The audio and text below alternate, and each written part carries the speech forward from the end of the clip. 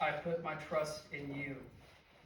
In God, whose word I praise, in God I trust, I shall not be afraid. What can flesh do to me? And in Psalm 118, verse 6, also ESV, the Lord is on my side. I will not fear. What can man do to me? I love those verses. I read them all the time. I remind myself all the time that I love them. In Luke chapter 2, verses 1 through 7. In those days, a decree went out from Caesar Augustus that all the world should be registered.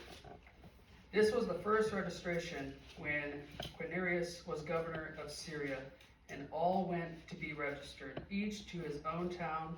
And Joseph also went up from Galilee, from the town of Nazareth to Judea, to the city of David, which is called Bethlehem, because he was the house and the lineage of David, to be registered with Mary, his betrothed, who was with child. And while they were there, the time came for her to give birth, and she gave birth to her firstborn son, and wrapped him in swaddling cloths, and laid him in a manger, because there was no place for him in the inn.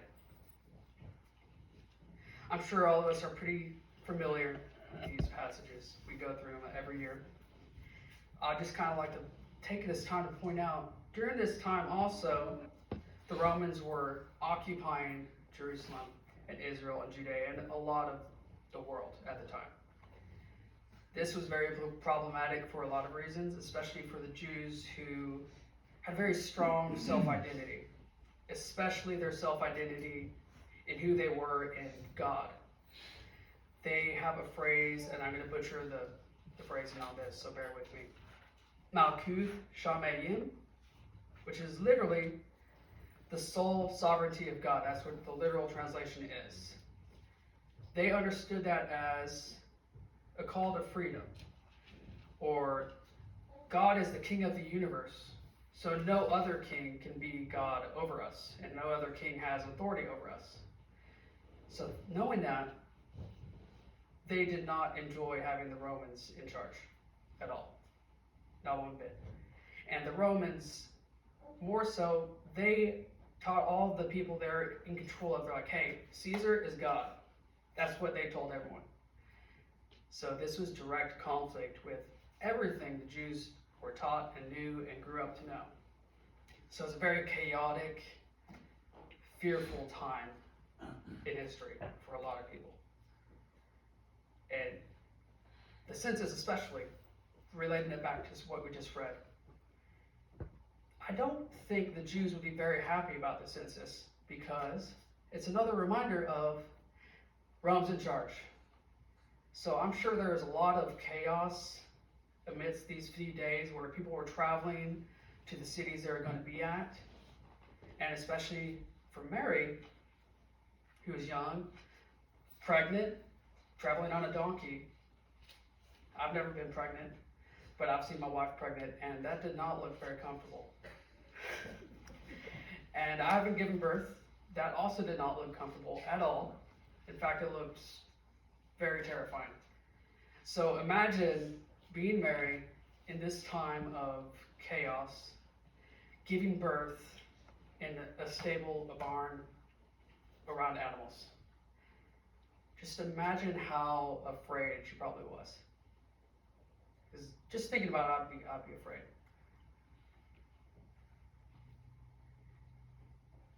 But she had to give birth, so she did, and here we are.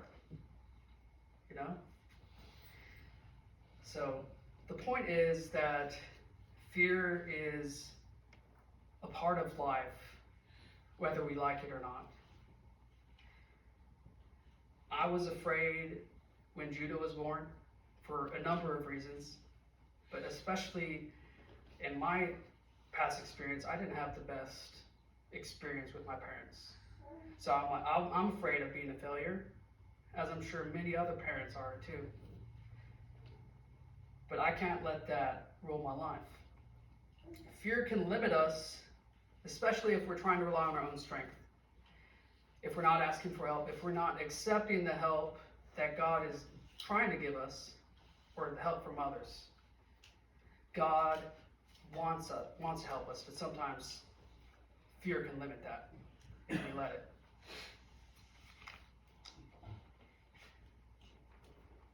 Fear shows us our weaknesses, shows us where we can make improvements in our lives, and that can be hard to accept for a lot of people. I know it is for me, and it has been throughout my entire life, and it probably will continue to be hard.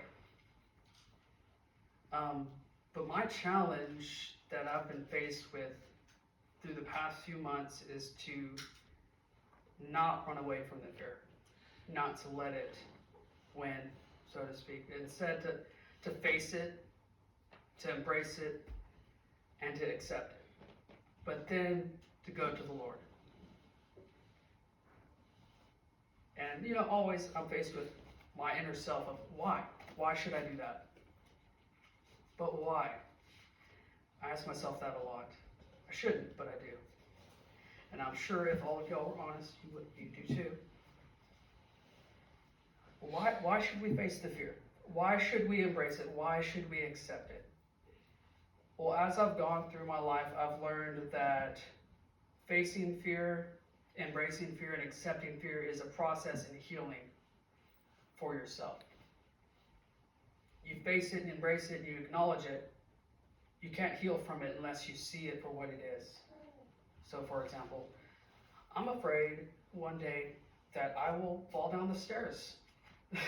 Every time I walk down the stairs, I look at the stairs, I'm like, this is going to be the time I'm going to fall. So I don't let that rule me. I still go down the stairs, and I process that. So there are many things in our lives, different levels of fear that we can be controlled by. But my challenge is to go on from that, and Jesus come to let us help us to accept the help that He gives us. That can be hard though, especially when we are taught our whole lives, either intrinsically or by the cultures around us, to not ask for help, and that it's not the right time to ask for help. That asking for help makes you look weak. Accepting help makes you look weak, and that's not true. And I just pray that we would start to see that, and that's something I've been learning for a while, and I've kind of just started accepting it, which is ultimately why I'm here today. God calls us to things in our lives, to do things that are great, that are big, and also terrifying. And the initial reaction for most of us is to just run away and ignore it. But God invites us to come to Him in the times where we are afraid, when we are in need, when we're struggling, when we're suffering. God wants us to come to Him. And He invites us to. And He delights when we do.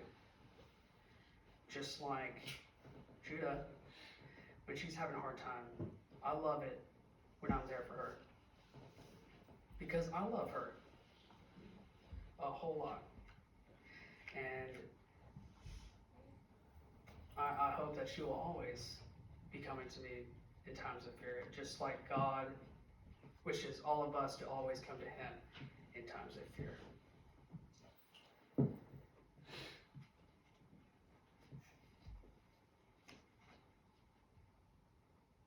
right. That went a lot faster than I thought it was going to. So if you would please get your hymnals ready for 207. We're going to sing the hymn and get ready for closing.